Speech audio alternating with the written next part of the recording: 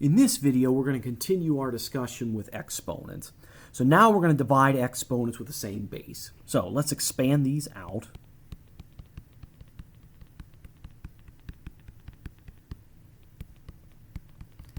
So let's divide out the common factors. So x times x times x times x is x to the fourth. In the denominator, I have 1, and that simplifies to x to the fourth. Now, notice the exponent base has not changed, only the power. So what basic operation can I put in between the 7 and the 3 to get 4? Well, that is subtraction. So this is what is referred to as the quotient rule.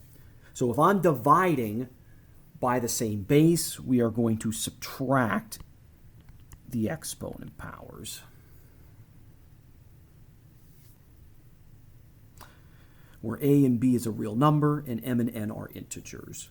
Note, the quotient rule can only be applied if the bases are the same. Okay, so let's take a look at some examples then. So the 28 over 42, I'm going to divide out common factors appropriately. Well, the largest factor I can divide out of both is 14, so that simplifies to 2/3. So now when you divide exponents with the same base, you subtract the powers. Remember, this is q being 1.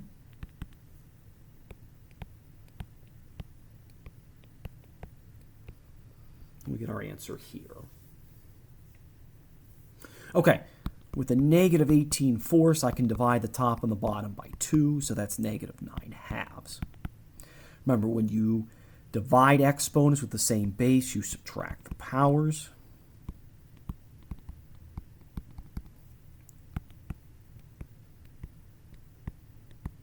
Well, this is c to the 0, but c divided by c is 1, so the c's actually divide out here.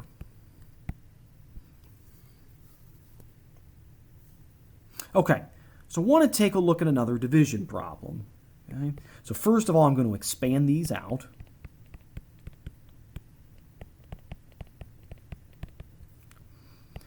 So you can see all of the c's are going to divide out here.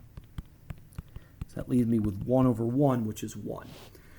With the quotient rule, that's the same thing as c taken to the 5 minus 5 power, which is c to the 0. So in other words, c to the 0 is equal to 1. So let's make that note now. C to the 0 is equal to 1, except where c is equal to 0. If that is the case, 0 to the 0 power is undefined. Okay, so then let's simplify then. So 3x to the 0, that's the same thing as 3 times x to the 0. So this is 3. Well, x to the 0 is 1. We will assume x is not 0. And that's 3.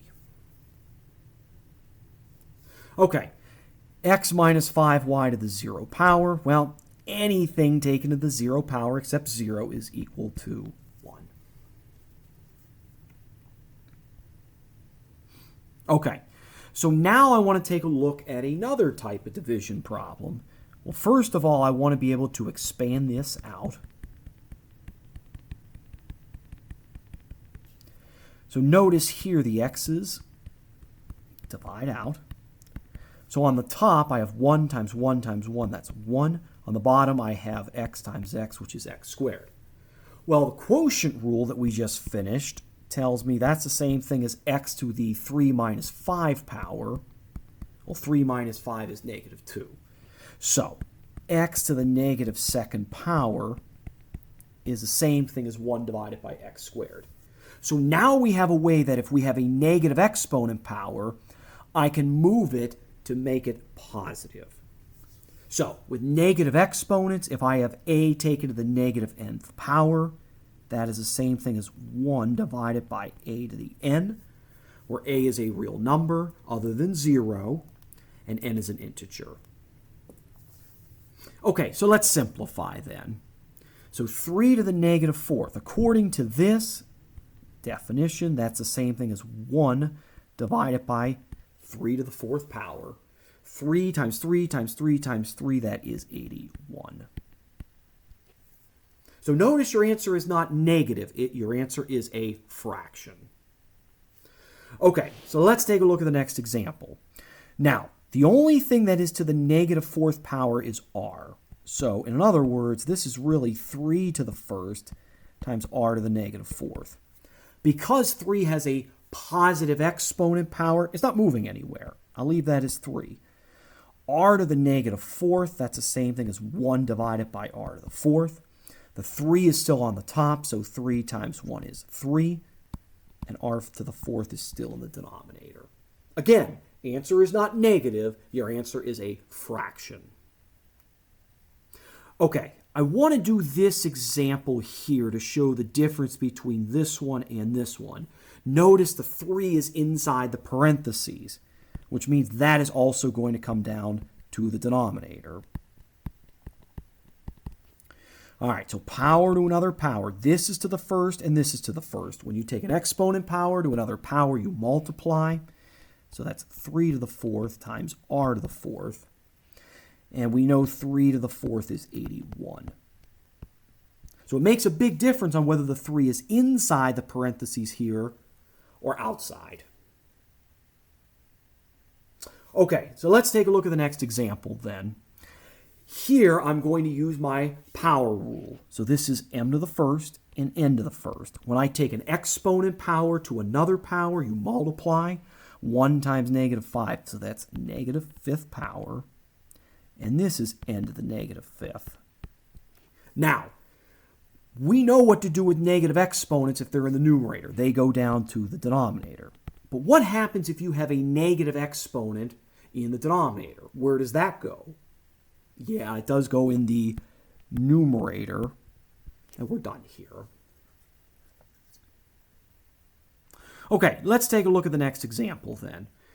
So again, we are now dividing exponents with the same base. So this a is a 1. So when we divide, we subtract the powers. So 1 minus 2, that's a to the negative first.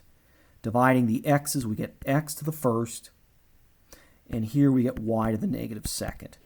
But we want to be able to simplify because I don't want any of my exponent powers to be negative. Because the a has a negative exponent power, that goes to the denominator. X doesn't, that's x to the positive first, that will stay in the numerator. And this y to the negative second, that has a negative exponent power, that will go down to the denominator also.